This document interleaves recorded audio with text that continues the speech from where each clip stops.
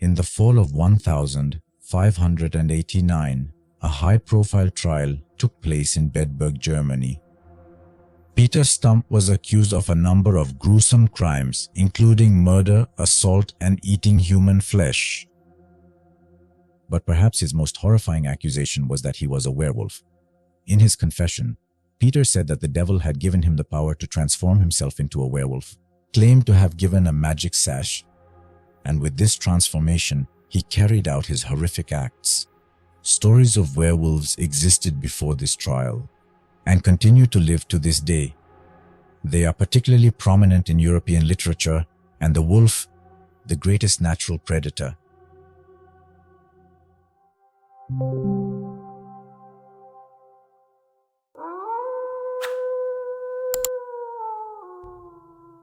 Over the years, the image of the werewolf has constantly evolved and often reflected the issues and prejudices of the time. In early literature, werewolves were sometimes portrayed as sympathetic figures, cursed victims who longed to return to human form. In one of the first written accounts of werewolves from 4,000 years ago in the story of Gilgamesh, a shepherd falls in love with Ishtar, the goddess of love, and when Ishtar tires of his love, she makes him a werewolf.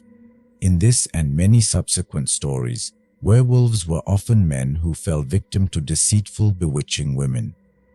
In the medieval story of Bisclavre, a knight is trapped in wolf form by the cunning of his wife, and she runs away with another man. Other early stories explored fears about the darker aspects of human nature and taboos such as murder. In ancient Greek mythology, King Lycaon is turned into a werewolf by Zeus because he tried to trick God into eating human flesh. As Catholicism spread across Europe, werewolves became increasingly associated with magic and pagan beliefs. In the 1st century, many people, to distinguish werewolf fiction from reality, political, economic, and religious turmoil led to the famous European witch trials. Witches were often the main targets, but in some regions, alleged werewolves like Peter Stumpp were also tried and executed. Some historians today argue that the trials were motivated by fear of outsiders, and that society was driven by early efforts to understand violent crime. Popular belief in werewolves declined in the 17th century as medicine and psychology advanced, but the myth reappeared in literature. In the Victorian era, werewolves were transformed again, often symbolizing the horrors of moral and psychological decay. In George Reynolds' Wagner the Werewolf, the hero makes a deal with the devil to gain immortality, but in return, he becomes a fierce howling werewolf. In the mid-1st century, the werewolves find a new home. Here, the werewolf begins to take on its modern form. For example, the curse, the idea that it can be transmitted through bites and triggered by the full moon. It was first popularized by the 1935 film The Werewolf in London. Produced in America, the movie states that the werewolf infection originated in the East, especially in Tibet. This reflects xenophobic fears at the time that East Asian immigrants threatened stability and power in North America and Europe. Werewolf hunters chose silver as their weapon of choice. This choice was made after the use of the 1941 movie The Wolfman. Written by Jewish writer Kurt Siodmak, the movie is seen by many scholars as an allegory for Nazi brutality. In the movie, a pentagram appears on the palm of the werewolf's next victim.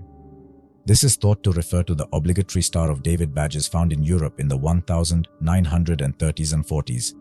Since the 1950s, cinematic werewolves usually affected a new group of victims, namely teenagers. Here, werewolves are often symbols of male aggression and adolescent uncertainty. By the end of the century, some films were using the creature transformation to explore themes of adolescence, sometimes from a distinctly feminist perspective. But just like all great monsters, the werewolf lives on and will continue to adapt to future audience needs. For now, however, it might be best to stock up on silver, stay on the road and avoid the full moon. And what should we do if one day we come face to face with a werewolf? That's another topic for Dooz TV. See you in the next video.